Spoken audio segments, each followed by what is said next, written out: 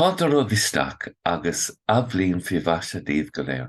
Welcome and Happy New Year to all of you as we gather on this, the 8th day of the octave of Christmas.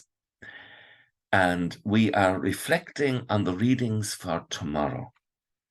But we give thanks to God for our reflections during the 8 days, treating each day as Christmas with the Gloria in the Mass and rejoicing in what the Incarnation means to us. Rinne Fiol and Brihar, the Word became flesh and he lived among us, and we saw his glory. It was revealed to us. And each time we go through this process, we have a deeper realization and affiliation with the Holy Trinity. Tomorrow is the feast of St. Basil the Great and Gregory Nazianzen, bishops and doctors in the early church. There's more about them in the notes under the video on YouTube.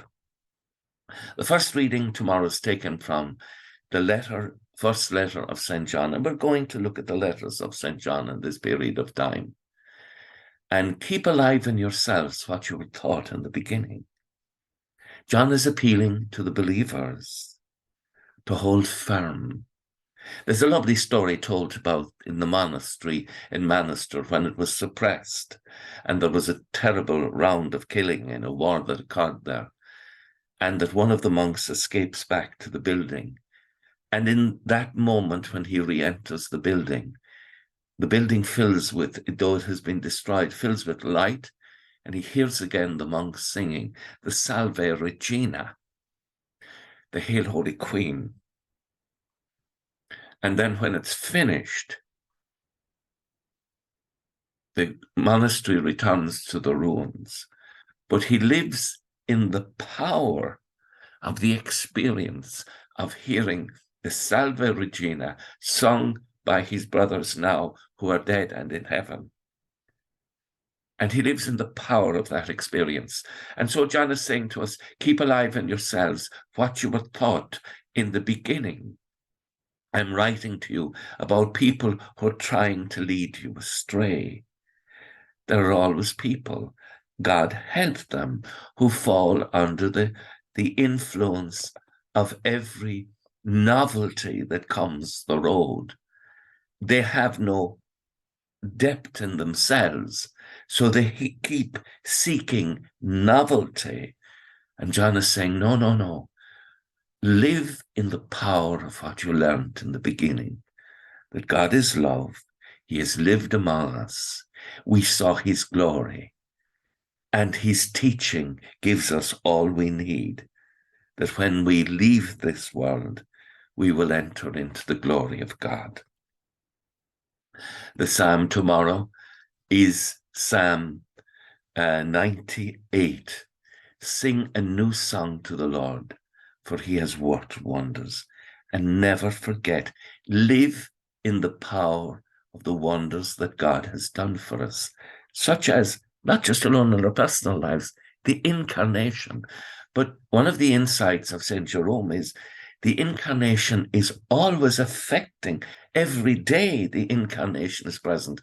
That's why we recite the Angelus twice a day, because we are being affected every day by the Word becoming flesh. And the Word is also becoming flesh in you and me.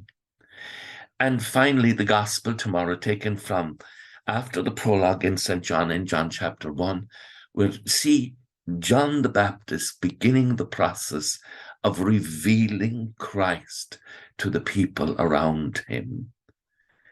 And so he's saying that there is one who's to come, and John is not even fit to undo the strap of his sandal. You kind of say, why didn't he say more? Why? We're curious. Our curiosity is given full power of imagination in this statement from John. And the one who's coming after me, I am not fit to undo his strap sandal. And this happened at Bethany. Who is the one who is coming? What is his nature? We are excited by the prospect of what the Incarnation means. In this time of Christmastide, we go now from the octave into Christmastide that will continue into the Epiphany after the 12th night and proceed and will end in the feast of the baptism of the Lord, which is next Sunday. I hope you have a wonderful sleep tonight, and I hope you wake in the morning with your curiosity aroused to further discover God's presence in Jesus Christ in the sacred scriptures. Agus go meanna dia éile cóchtach sibh, ahar mach agus spirit neve. Amen. Shlán go fóg. Bye for now.